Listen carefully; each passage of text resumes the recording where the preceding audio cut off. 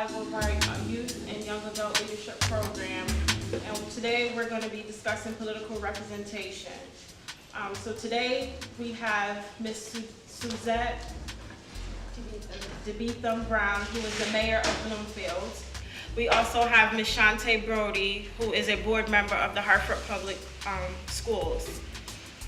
So I'm just going to turn it over. First, I'll turn it over to Ms. Suzette, and she can tell you a little bit about what she does and how you guys can gain access to her, as we do have some people who live in the Bloomfield area. Good morning, and thank you for allowing me to be here to speak with you. Thank you for the invitation to be here. I am the new mayor of Bloomfield, and I am very accessible. If you go to the Town of Bloomfield website, you'll find my email address and my phone number. I don't want to put my phone number out there, as I see that we're taping, but I'm very, very accessible. So thank you very much for inviting me.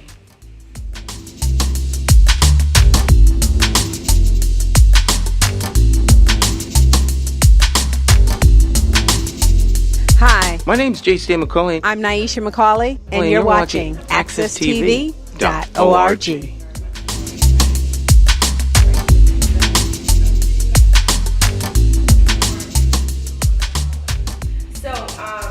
It's really encouraging to see young people getting involved in political aspirations. Just the way that you all were handling your meeting, that's how I handle the town council meeting. Every second and fourth Monday, we do the exact same thing. It's so very important to have representation, meaning having people like you talk about the issues that affect you, right? Because people like you understand the struggles that you face. So when we sit down and we're making policies, or we're making procedures, or we're approving laws, we take all of our experiences in mind when we do things like that. So it's very good for you to be involved. No one can represent you like you can represent you. And if you start off at this young age, getting involved in the process, getting an appreciation for the process, I think is great. There's a lot of things that will affect your generation that probably didn't affect our generation, or didn't affect the generations that came before us. So getting in on the ground floor, understanding the process, listening to whether it's the media or listening to other people debate certain issues like gun laws, or whether it's right to legalize marijuana, things that will affect you. It's good to be in on those conversations. And I never thought that I would be running for politics. I can tell you, my daughter Sage is here with me. She is not happy. Look at her face.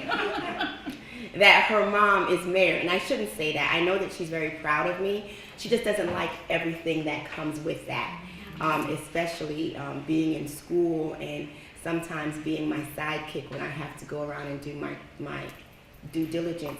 But I think she appreciates the fact that mom's voice is being heard, and she knows that when mom speaks, mom is taking everyone else into consideration.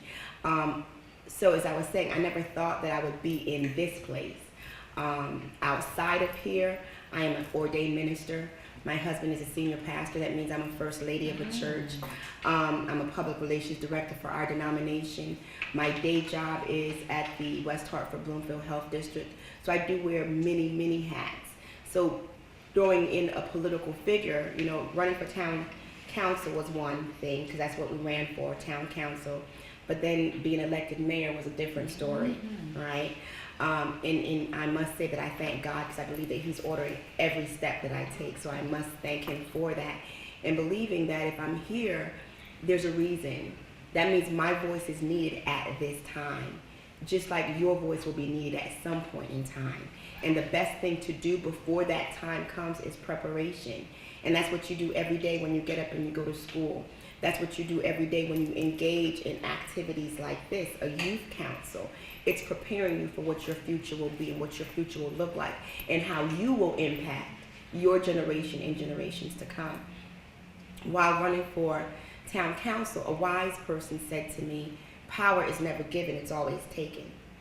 You have to be at the right place with the right skills to be able to take that power when that time comes. Someone always also said to me, if you're not, either you're setting the agenda or you're on the agenda. And I decided I want to set the agenda. I don't want to be on anybody else's agenda. I want to set the agenda so that I know where we're going. So I encourage you to continue to do what you're doing. It's easy for us to go home and get on our little electronic things, right? Because this is a generation. Everybody's down here doing something, or on their games, right? But sometimes you got to come up for air. You got to come up for air, and you got to be prepared. So the best thing that you all can have right now is balance. Have fun. These are the best years of your life. Y'all don't have bills yet. Y'all don't have mortgages yet. Have fun, but come up for air. Be engaged. Have conversations. Read the newspaper. Wow, that's a new concept, right? You're reading something that's not on your phone. Read the newspaper. Watch the news. Find out about the things that will affect you and make a decision to not let it affect you, but that you infect it. When something affects you, it controls your outer being. But when you infect something, you get into the stream of what's happening. So that's what I would encourage you all this morning. Thank you all for once again allowing me, and thank you all for coming out and being a part.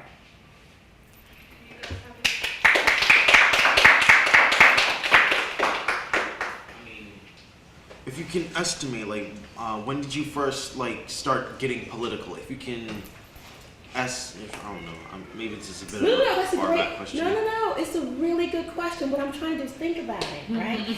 So here's the thing. I didn't see this path for my life.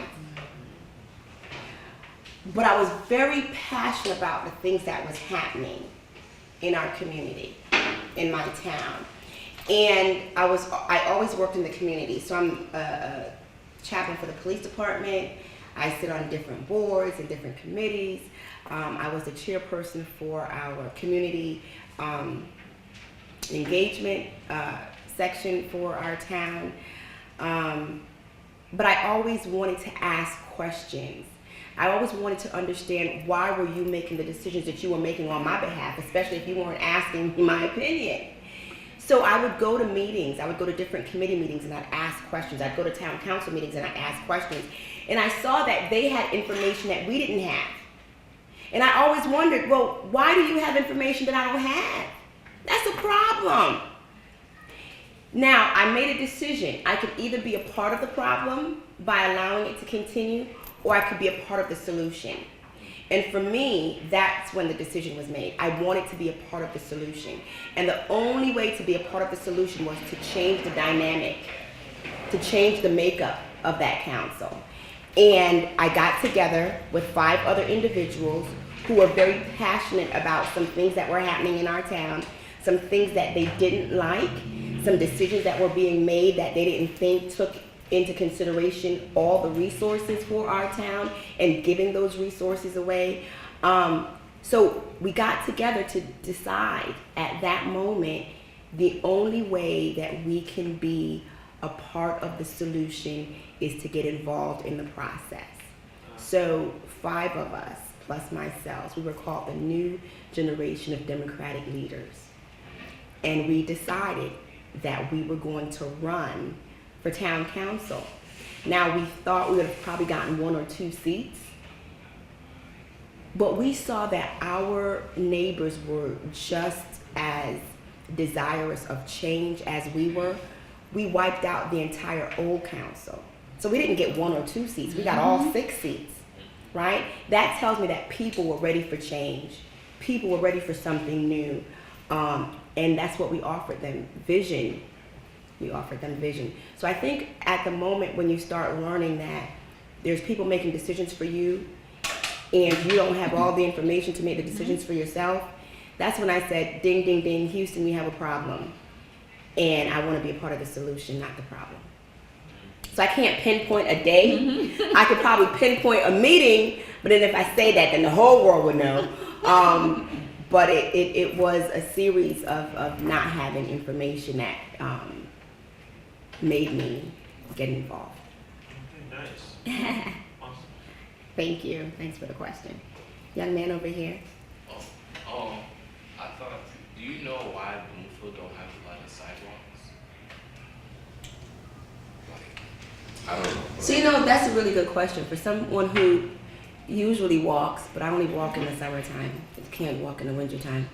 I think it was the way Bloomfield was made. Bloomfield, I believe, at some time was a real agricultural town. So you see that they have a lot of open farmland.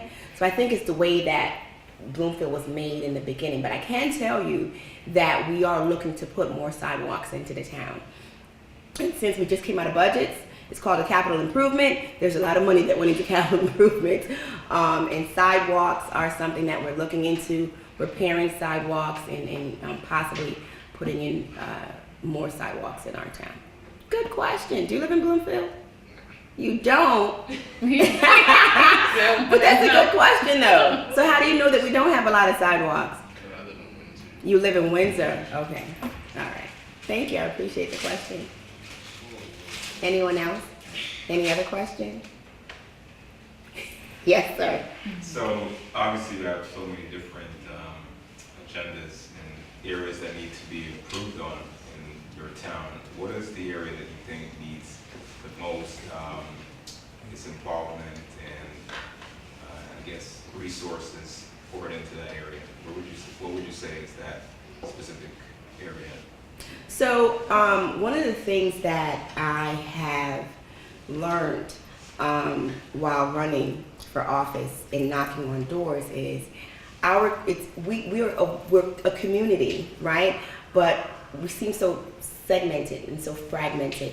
And what I would like to see is a way for us to come together, coalesce around certain issues, being able to put the community back in our community, the neighborhoods back in our neighborhood, where you do know your neighbors, where you are concerned if you have a 65, 75, 85-year-old neighbor, where you knock on their doors and make sure that they're okay, where you help them, is it cutting their grass, mowing, shoveling their snow. We need to get the community back into community. I also, and that's not resources, that's not money, that's just developing relationships, that's just raising the level of concern one for another. And I think we can do that the more events we have together, getting to know each other. So that's something that we're working on. And in trying to do so, we've started doing town hall meetings where we come out of the town council, town hall building, and we go into communities and we have meetings with our neighbors about things that are affecting them in their community. We're having one, I think the next one is going to be on May 17th at Belk, off Blue Hills Avenue. One of the things that I would like to see, though, which probably will cost some money, is a good partnership between the Board of Education and the town. Currently, the Board of Education is its entity, the town is its entity. The only bridge is a budget, right? Because most of the town's budget is actually the Board of Education money. So the bridge is the budget, but we can't tell them how to spend that budget. We can't tell them how to spend the money, which is fine. I get it. Charter, laws, all that stuff, I'm learning. But I think if the town and the Board of Ed could form a partnership, it would be beneficial to our students. And if it's beneficial to our students, it's beneficial to our town. Because when people are looking to come to a town, what's the most important thing that they look at? The school. What do they provide at the school, and what does the town have to offer? I'm looking to make Bloomfield a total package. How can we help the schools? There are budgetary constraints. There's some programs that the schools used to have that because of budgets they don't have, or lack of teachers they don't have. They don't have shop anymore. They don't have automotives anymore. They don't have those alternative skill sets, right? But if the town can bring those partners together to the table, to the Board of Education, to be able to take our children probably off-site, but help them with those programs. Engineering. Bloomfield has a lot of engineering companies that are chomping at the bit for skilled engineers. or skilled manufacturers. If we can form that coalition between the school, the town, and the businesses, it will benefit our town. So that's one of the things that I'm trying to work on, and I shouldn't say try. Not trying. That's one of the things that we're working on, and that will take time and it will take resources. So we're looking into that. We're also looking into making Bloomfield a sustainable community, green energy, alternative energy sources, taking care of our parks and our trails so that we can be active. Once again, the desire of the council and of mine is to make Bloomfield a total package, to make Bloomfield attractive to not just seniors, because we do have wonderful retirement communities in Seabury and Doncaster, but also to millennials. We have a beautiful new apartment complex, Heirloom Flats. And you want to attract people, but when they come, you want to make sure they stay. So we have to have a vibrant downtown. We have to have vibrant parks and trails and sidewalks where we can walk and our children can play, and amazing schools where they can get education. So I know it's a lot that we're trying to accomplish in a short amount of time because it's only a 2-year term, but I believe it won't just be a 2-year term. And I believe that we've already started laying really good foundation. So thank you for your question. Absolutely. Anything else? This is good. Now, I want to commend the young lady that was running the meeting. I don't know her name. Ty Shay. Great. Starting out, because right, my first couple of council meetings, I wish I knew half of what you did here. Would have been a lot easier. But I'm getting better. So continue, keep at it. Okay? You're welcome. Thank you very much. So almost all of them know me as Miss Shantae. I'm Shantae Brody. I'm a board member for the Hartford Board of Education. I was just, we had an election in November. I was sworn in just January, so it's a new role for me. Kalia knows me as her substitute teacher. And my life before that, Anthony knows me as working at Aetna. So a lot of people here know my journey a little bit. I just started off as an active parent. I had an interest beyond my children. I had a serious concern for the entire school district. So I was on school governance council, I was in PTO meetings, and I started attending board meetings probably 10 years ago, just trying to get a sense of what exactly is going on in the school system. I thought I had a pretty good idea of what was going on in the school system just from that lens, but not until I started substitute teaching, being in the school, you have a totally different outlook, and I think that gave me a more well-rounded opinion of what was going on in the school system. It made me actually a little bit more concerned, and I met Miss Maxine because we were both PTO presidents at the time. So I did not, never wanted to run for anything, because 4 years ago when election was coming up, someone approached me. I'm like, they were trying to convince me out. I do not want to be elected to anything. I said I still will be involved. I still will fight for the kids. I've been a part of many committees because Hartford has a turnover of superintendents. So even your superintendent, I did some work with him in Hartford Public Schools back in the day. And so each superintendent came in like, we're gonna give you a chance. We're gonna see how this goes. But I always try to plant myself to be someone looking out for the kids, because when you go to these meetings, it's some meetings I've been over to for years. I'm the only parent, or it's me and a couple other parents, or parents will come to speak on an issue, but as soon as the speaking part is over, they leave out. I wanted to know, after the speaking part, you see who's voting on what and what position they're taking, because sometimes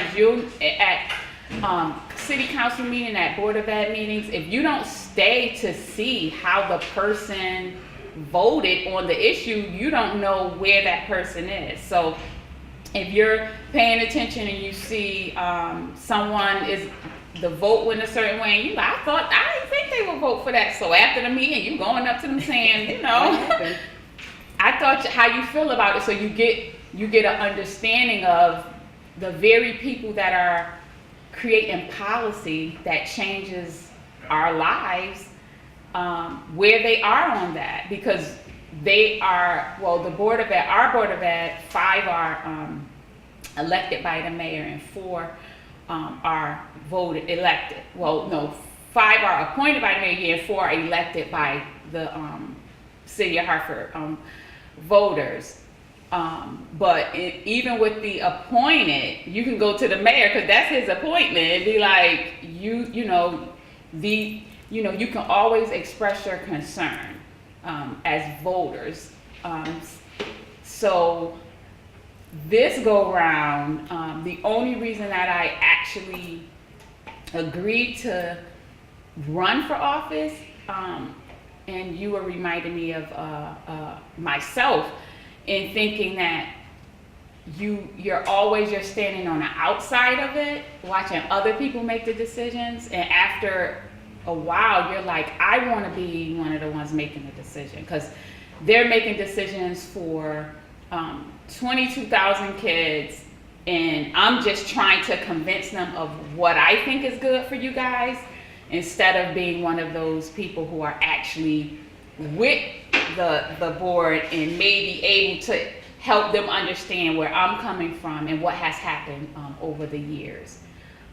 Because in some of our meetings and the board meetings, you'll see like the history. I've been around, I can say, no, I remember what happened, why that happened, or why we are where we are from a series of decisions. So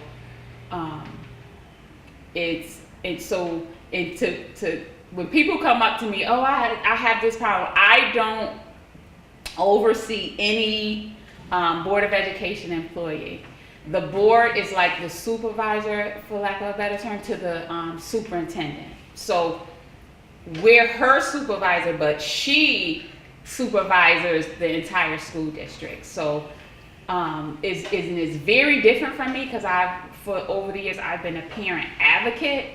So when it's issue at the school, I can say, well, I'll come with you to your meeting and we're gonna get what's right for your kid. But now I'm in a position that I cannot go like to a meeting with a parent, because then the principal can feel like I am maybe abusing my power. So I have to switch my hat, and it is very difficult to do, to be able to be in this position and not to be like on the grounds with the parents at their meetings, knowing what can or can't be done. So that's something I'm shifting into. And besides this, I've been most recently involved in NAACP for the last couple of years. So I'm the education chair for the NAACP. So basically anything I do is kind of revolved around young people being successful, because I know that if you guys do not get a good education, that your life will be very different as opposed to if you did. It's a game changer for many of our young people in Hartford. It is the only way that you will be able to just have a different life from the life that you desire. Education is the key. If I could turn back the hands of time, I did go off to college, but it would have been, if I would have known like some of the things you guys know today, to take education seriously and be involved in such a awesome leadership program, it can get you places that you want to go. So that's all for me.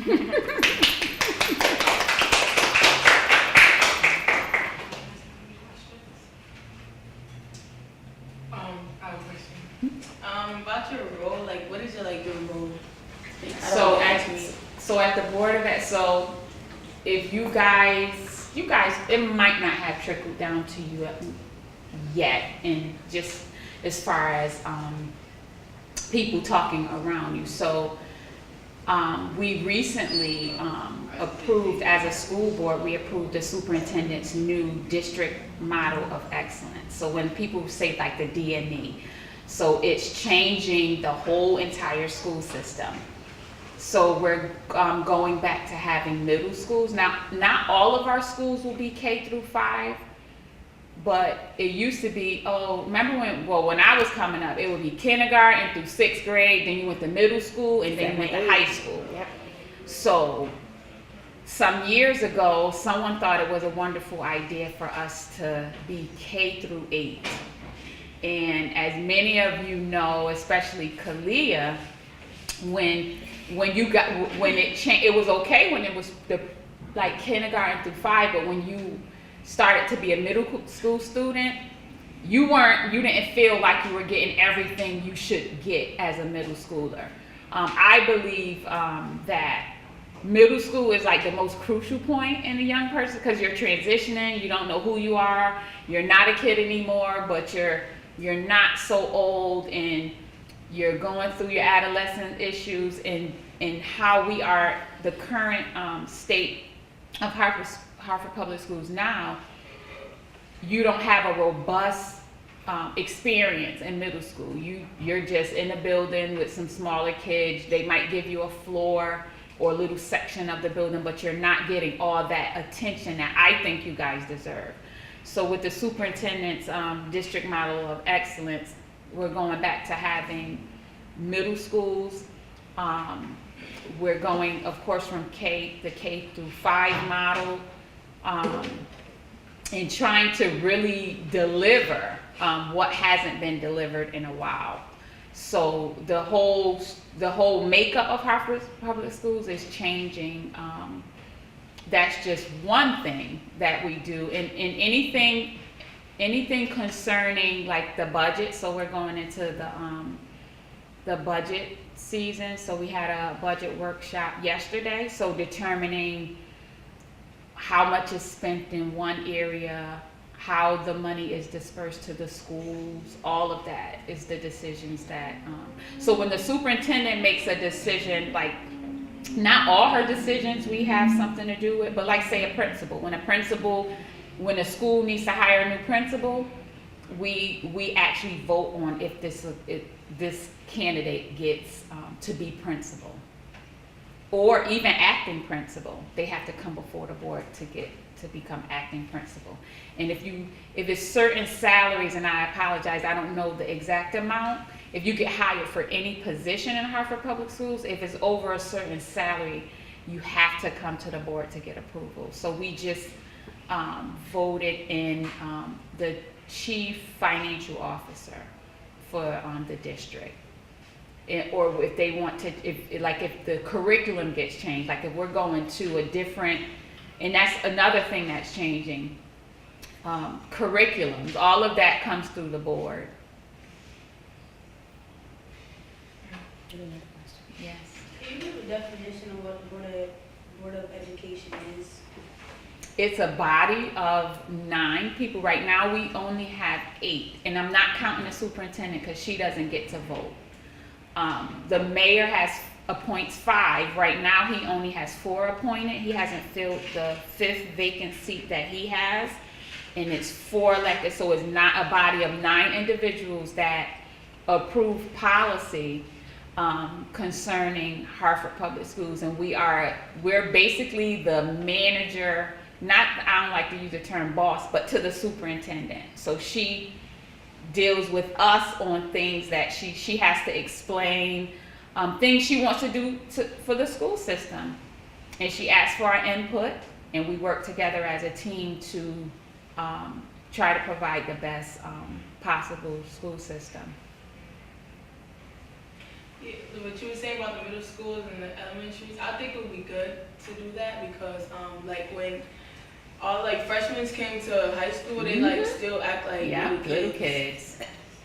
And that's because when they are in this middle school, the system that we have now, which is not separate from the elementary, they're treated like little kids. They still gotta walk in line and not having any responsibility of knowing how to manage your time. Because when you get to high school, it's like you get your schedule, you gotta get the class on time, you gotta know how to stop talking with your friends. But if you're in the 8th grade and you're still walking in lines and walking down to the next class, you're not prepared. And over the years, I've always advocated for middle schools, but I also stress that when we so hard on our high schools and be like, oh, they just don't have it together. Well, look what you're giving them. You're giving them an 8th grader that is not prepared for high school. So, but only in high school is when you really see it, because the high school is when you're taking these classes, you're either on track or not on track for graduation. You're not prepared to be there. So I think that's one of our biggest priority is to get, when you're leaving 8th grade, that you're equipped to be a high school student. Because they're immature and I guess we think over the summer that magically they're gonna be ready in 9th grade. They're not. They have not been prepared to, and we were, when I was in 8th grade, they started to treat us a little different, and you had to get to where you needed to be on time. So you're right.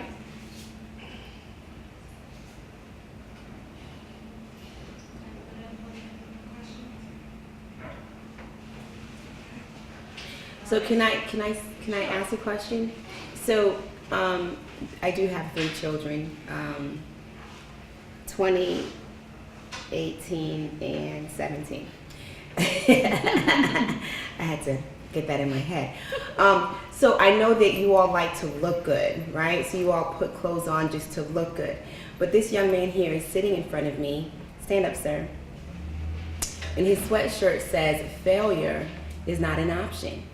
I want to know what that means to each of you. I don't mean to put you all on the spot, but you all need to know that from now. Stand back. You're going to have to stand up because you're going to be the last one to answer the question. I need to know, what does that mean to each of the students sitting in this room taking this program? Is it every Saturday y'all come here? Every other Saturday. Every other Saturday you all come here for how long? 2 hours. For 2 hours.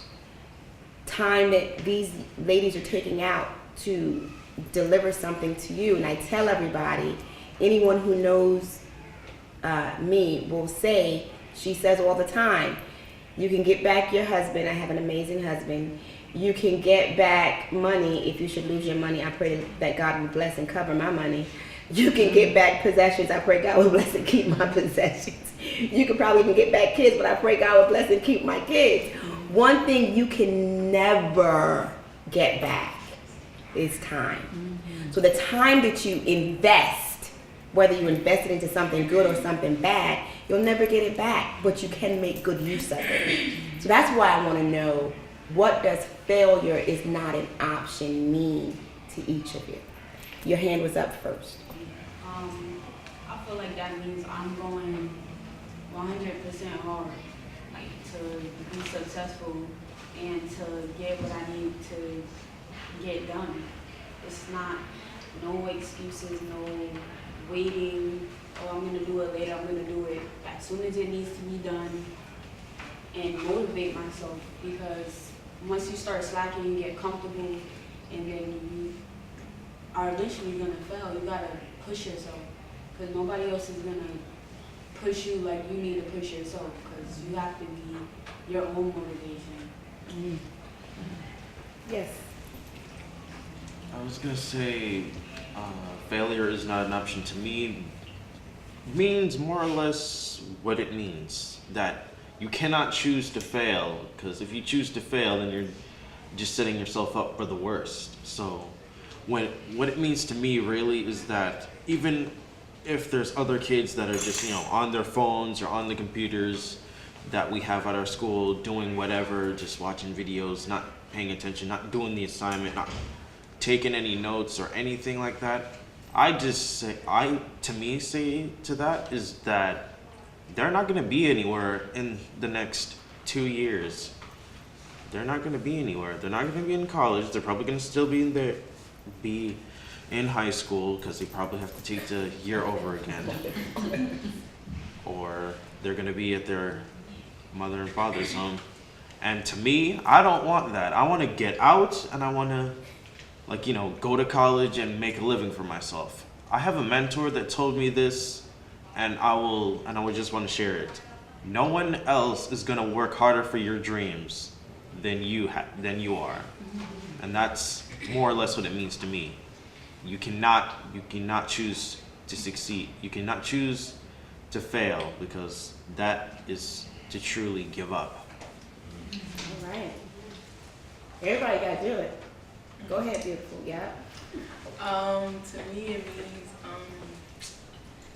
that I don't know, I just can't fail because I like have to do a lot. Like I have a little sister that sometimes I like do a lot for, and like I don't know, I gotta go to school and get my education, even though it's like sometimes hard. And I don't know, like I just want to grow up to be what I want to be. Sounds good. Okay. Mm-hmm. I think it means like, see, like she was saying, I want to go to school, I want to get my education, and if I just stop trying, then it's not going to get me anywhere. And like, I want to go to the top. I'm not trying to stay in high school or just like stay back at all. I'm trying to be an actress when I grow up. So I just gotta like work hard and succeed. Excellent. Miss Pink Lady? I think it means that, you are gonna fail once in a while, but you can't like just stop there. So yeah. I think it means like you should strive for something instead of striving for nothing, because you can do it either way. Okay, Mr. Man. You can sit down now. You're obedient. I think that in like going to the bottom of your life is not necessarily failing, because you're getting like if you like go to your bottom then go back up. It's just that you got smarter and learned from your wrongs. So like failing is just giving up and just like saying I can't do this, or like I can't do this anymore, and then like you just stop trying at everything you like tried for. You just gave up and just started doing something that you never had in the plan. That's what it means. Yeah. Well, I thank you, right? Because it was just right on the spot, but everyone gave thought to it, right? And as you said, you can fail at something without being a failure. Everything that happens in life, take it and use it as a lesson. Whether you get an A today or an F tomorrow, everything's a lesson. When you get the A, you try to maintain it and you try to shoot for that A+. When you get an F, learn from that so that the next time something happens, you won't get an F. Failing and being a failure is two different things. If you take your failings and use it as a springboard to move forward, you will never be a failure. But if you take your failings and you take that and don't try anything else, then you become a failure. And failure is not an option, especially for our black and brown kids. No one's gonna give you anything. Power is never given, it's taken. It's earned. That means you gotta put the work in. Can't nobody put the work in for you but you. I'm my best cheerleader, and I have some amazing cheerleaders. Amazing. My mom, my brother, my husband, my children. They're amazing. My sisters that I call sisters, and my extended family and my church family. They're amazing cheerleaders. And they can rah-rah sis-kumbah for me all day, every day. Until I start rah-rah sis-kumbahing for myself, nothing will happen. And I know that failure is not an option for each of you because you come here every other Saturday. You put the work in, and I'm sure you're putting the work in school. So I applaud you. I applaud you for what you're doing, and I encourage you to keep on doing it. Shoot beyond what everybody else thinks that you can do. I tell my children all the time, I need for you all to be 1,000,000 times better than me. 1,000,000 times. And I think I'm doing pretty good. I'm just saying. But I want them to be 1,000,000 times better than me. So once again, thank you so very much. Thank you for the opportunity.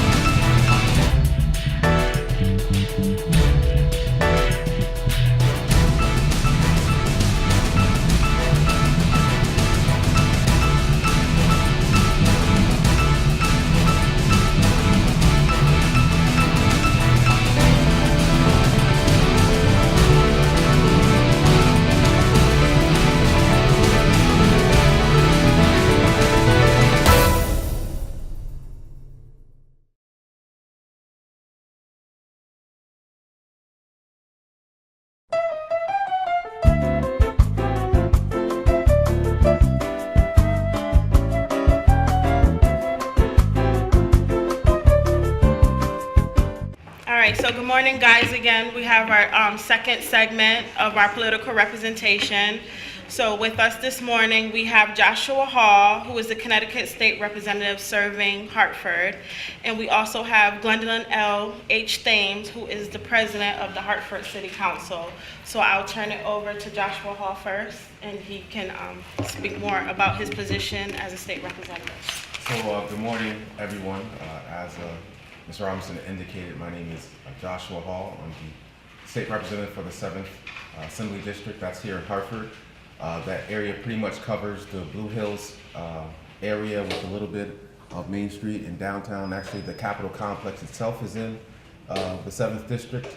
I was born and raised in the Blue Hills neighborhood. Actually, I live on the street I grew up on, so it's a really a great experience. Just for FYI, this is my baby sister.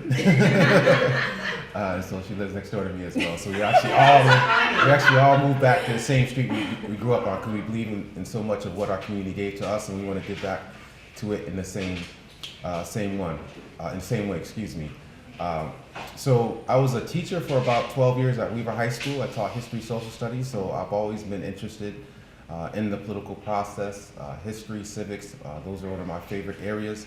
I was actually the advisor for a program through the YMCA called the Youth in Government Program. And so we actually used to take students up to the Capitol all the time, and they actually had the opportunity to write bills, and some of those bills actually became legislation while I was part of that process. So I've always been interested in it, and I'm glad that I had the experience to run for office and ultimately become a legislator. We have some very interesting times at the Capitol right now, some very interesting issues, some fiscal challenges that we're all trying to deal with. You guys have been engaged with this type of thinking around some of the challenges that are facing our community, so I'm sure you're aware of some of the obstacles that the city of Hartford is facing, but largely the state of Connecticut is facing as well. And so we're up there trying to tackle those issues.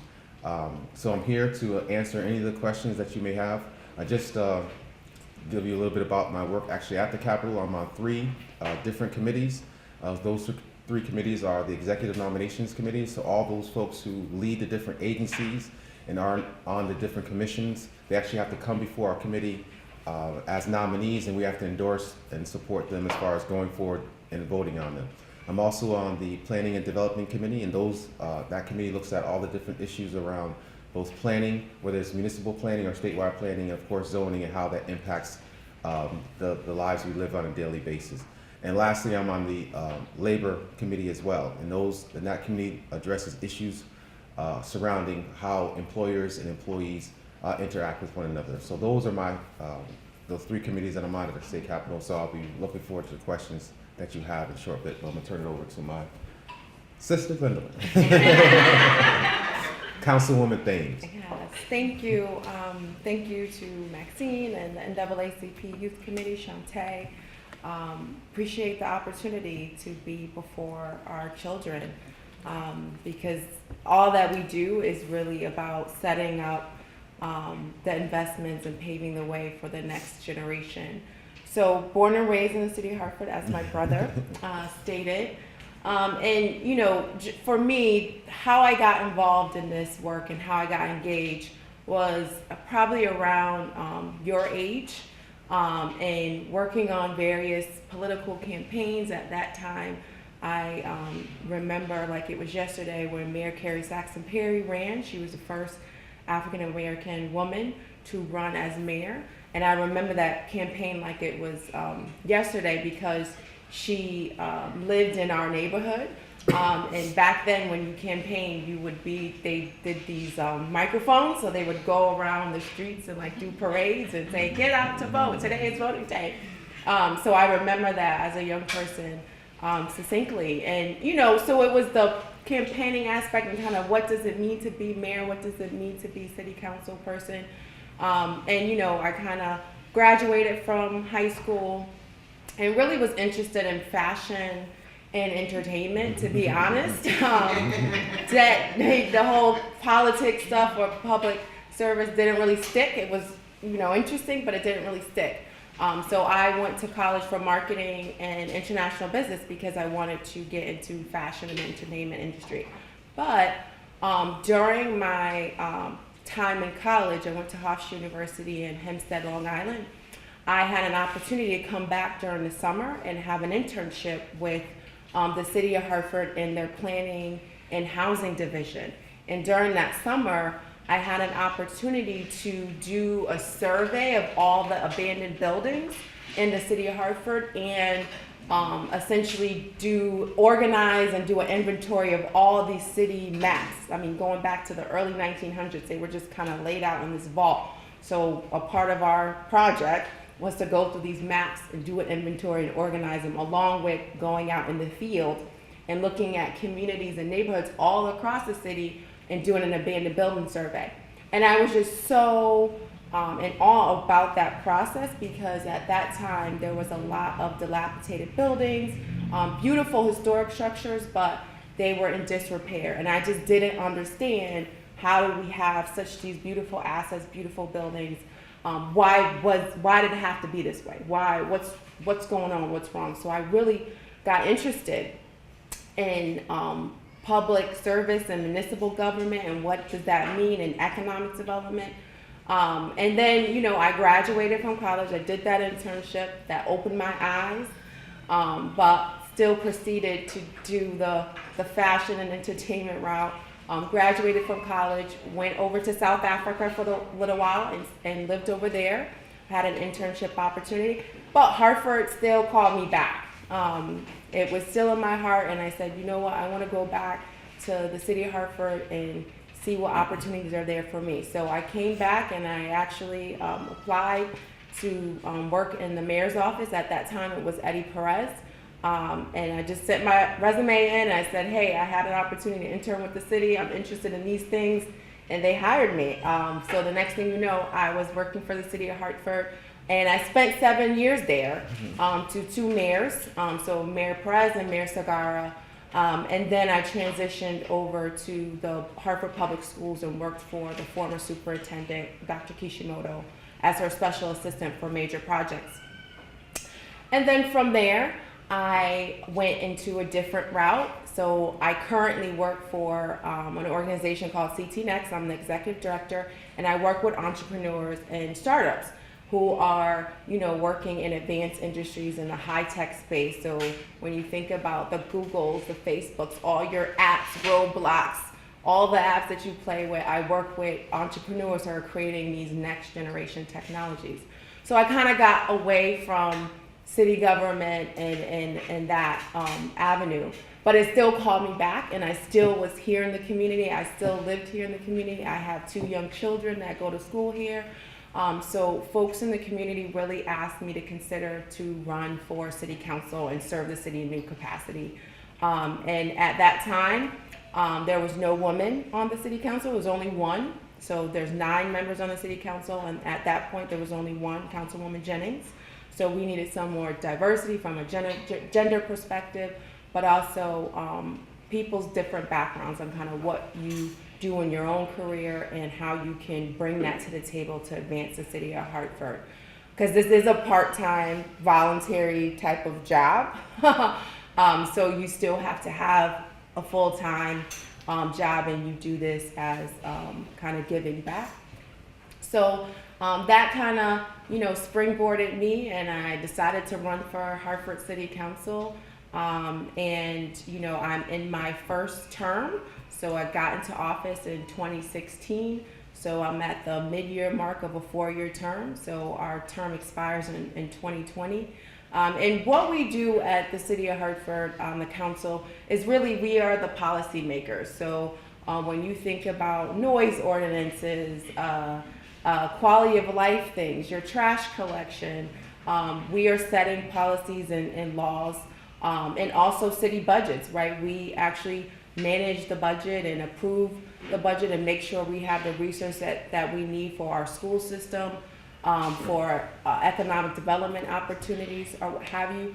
The mayor is the CEO, if you will, so he's responsible for the day-to-day management and kind of setting the strategic, priorities for the city. But the council is really the policy makers and working in collaboration with the mayor to make sure our city is running efficiently and effectively, from public safety, fire, so the police, fire, and again, the Board of Education. We kind of are overseeing and managing all those aspects, and we work in strong collaboration with the state delegation, which State Representative Joshua Hall is a part of, to make sure that the state is getting, that the City of Hartford is getting the resources that they need to effectively run the city as well. And then we also interface with our federal delegation, who is Senator Murphy and Congressman Larson, to make sure that we're getting the federal resources that we need to run the city efficiently. So from a federal perspective, state perspective, and local perspective, they all work in tandem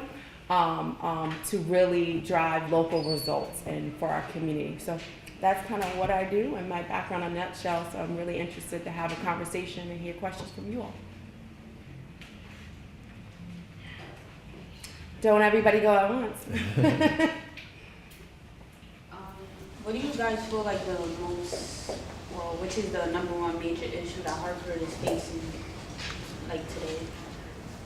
So I think it's a twofold question, but it largely has to do with the fiscal challenges that we face. And so as Council President Thames indicated, we're in a budget crisis issue right now, and the state was able to alleviate some of that, but that's still putting added pressure. And so I'm sure some of you, if not all of you, attend Hartford Public Schools, and I'm sure you're aware that those fiscal challenges are being brought to bear as far as the school system is concerned, and the school system have to make some very difficult choices with regard to that. So whether it's the closing or reconfiguring of some of the schools, which is attributed to both the budget issues that we're facing, but also some of the issues around declining enrollment.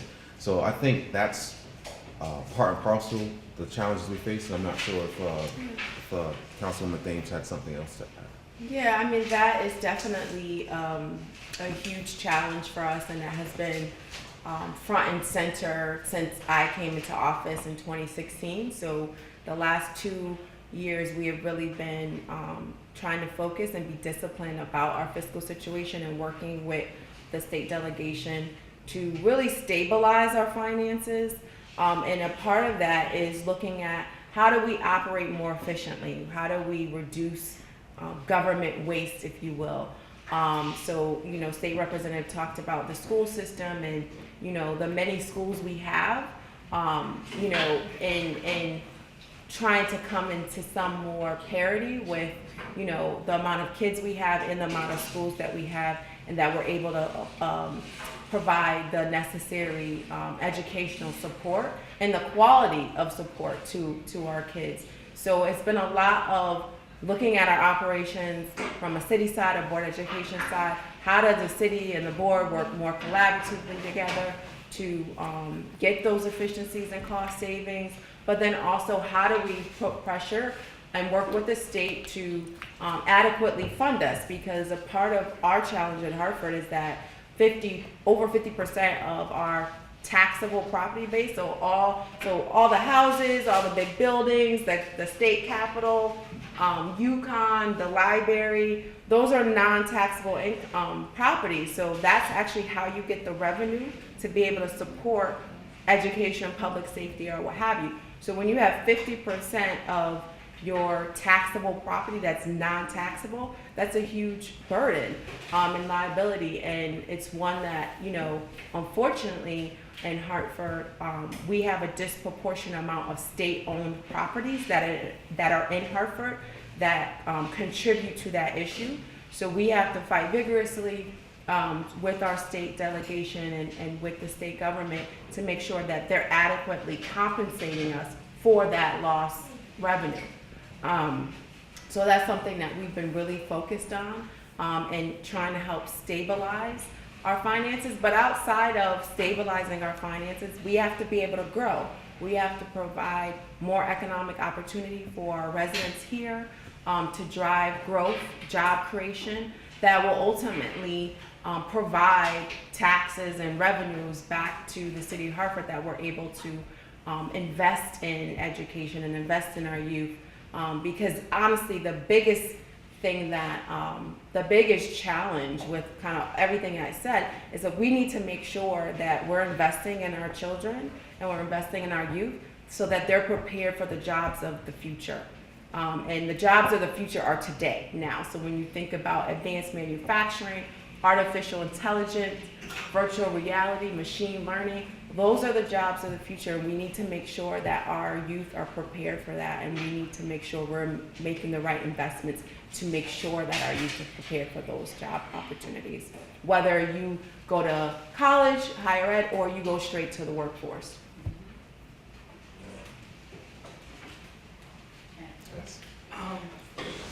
I have a question about our communities, what was I about to say?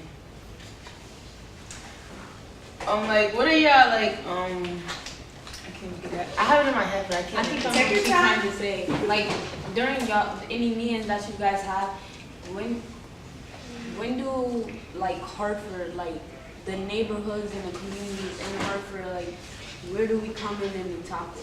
Yeah, something like that. So that's what I was just asking, a major issue Hartford is facing, in our communities. So I think probably what you're getting at is some of the challenges around. I think Councilman Thames talked about quality of life issues, and so that's the condition of the neighborhood, but also some of the challenges with probably violence that exists within our community and how those things are being addressed. And it has a lot to do with the types of resources that we're trying to bring to bear to the city to make sure that our young people have opportunities outside of what they're currently doing right now to actually address some of those issues. And so I think is that what you're trying to drive at with as far as the challenges within our communities and how folks are operating on a daily basis and how they're interacting with, whether it's their school system, whether it's the local officials, whether it's their neighbors. Is that what you're trying to? Yes. Okay. And so not sure if you're aware, but a lot of different communities have what are called NRZs. So they have neighborhood revitalization zones, and they have these meetings, these monthly meetings that the community actually comes together to talk about some of those issues and how the community can address those with resources for both the city and the state. And so those happen every month, and I'm hoping that that's an opportunity. I'm not sure where in the city you guys live, but I know the Blue Hills NRZ meets monthly. Upper Albany NRZ meets monthly, so all these NRZs meet monthly to try to tackle some of these issues from a community perspective with the resources from both the city and the state as well. Yeah, I want to say there's 14 active NRZs across the city, so from the South End, West End, North End, or what have you, and that is kind of like a main interface from, you know, a city local official perspective and working with the neighborhoods on tackling blight, dilapidated buildings, economic development. That is kind of like that, our bridge to the community, and making sure that we're effectively communicating and that we understand the priorities of the community and that we can help support those initiatives and drive investments in those areas with those communities. So I would encourage you all to, find out wherever you live, find out who your NRZ is. I'm happy to follow up on that because we have a whole map on the Hartford 2000 website that shows all of the NRZs, who the contact information is, when they meet, because we do need more youth engagement and more youth involvement at those meetings. So I think that's definitely something that you guys should be a part of and know that exists. Because what happens a lot of times, and I'm sure you guys experienced this, that a lot of decisions are being made, but without the youth voice. So adults are in rooms making decisions about what you might or might not like, or what you might or might not want to engage in, and your voice is not always there. And so we would encourage you through whatever means possible to become more engaged, so that your voice is heard about what type of city or community or neighborhood you would like to live in, what types of resources you really truly want. I went to a program at the Albany Avenue Branch Library. They have what is called the U Media Center here, and so they just made an extension to that U Media Center to the Albany Avenue branch, and so that's one of the things that that young people at that branch were yearning for, and so that's where those types of things happen. And so when we hear from you about what you want and what you think you need to be successful, that's what we want to make sure that happens.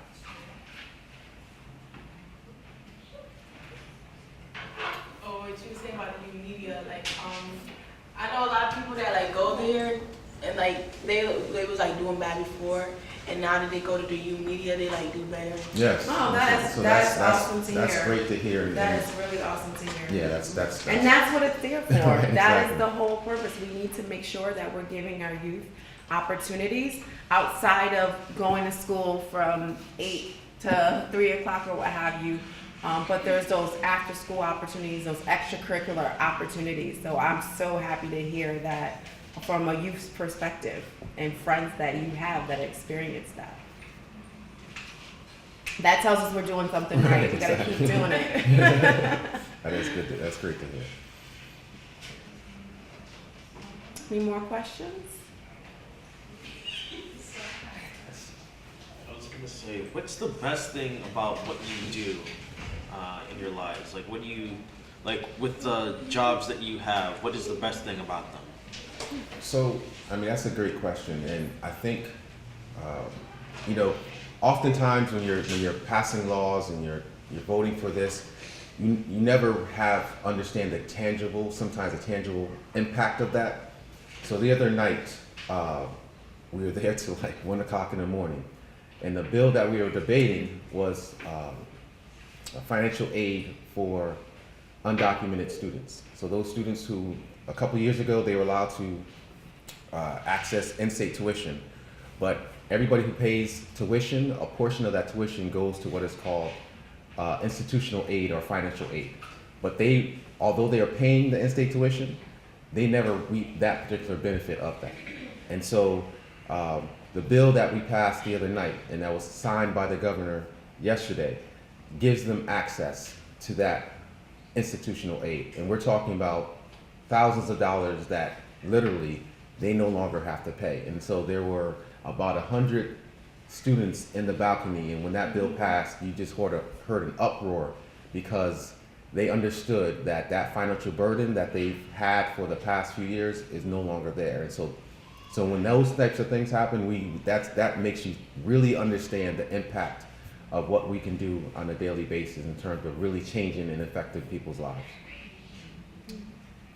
That's awesome. I mean, and you know, just summing up that example, you know, it's mad, right? What does mad? Not like rage mad, but making a difference, right? Every day we're able to make a difference, whether it's, you know, the lady on, you know, Lime Street that calls me and is having difficulty with, you know, her lighting or heating bills or what have you, right? Because we do have members in our community who, you know, are in fixed incomes and struggling. So it's like, okay, what resources are there for out there to help her, right? And facilitating that and coordinating that and ensuring that we're connecting residents to resources. So it can be as something as, you know, on a small scale to, you know, the new media lab at the library, right? Where that's a tangible asset in the community, and we can hear from a youth that says this is having a positive impact on me and my friends who may have been going down, you know, not a so great road, but have been able to, you know, because this resource is there, revert their attention in a positive direction.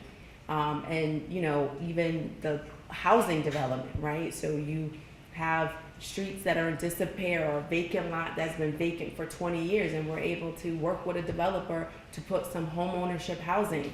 There's a huge development that we're going to be breaking ground in June on right near Parker Memorial over on Westland Street in that area, where we're putting 12 to 14 new housings, home ownership. So these are people in our community that are now able to take advantage of home ownership opportunities. Those are the things. It's making a difference every day, waking up.